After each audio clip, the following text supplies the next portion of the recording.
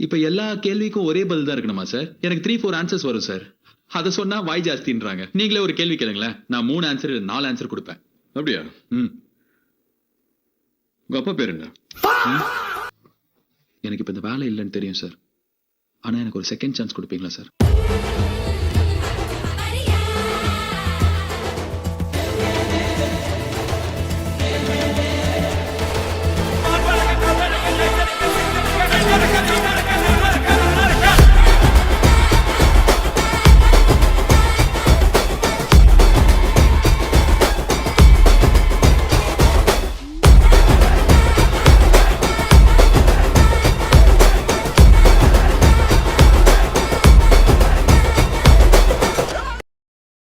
நாம ஜெயிச்சிட்டோம் மாறா, ஜெயிச்சிட்டோம். கையிலே ஆகாசம் கொண்டு வந்த ஓம் பாசம் காலமே போ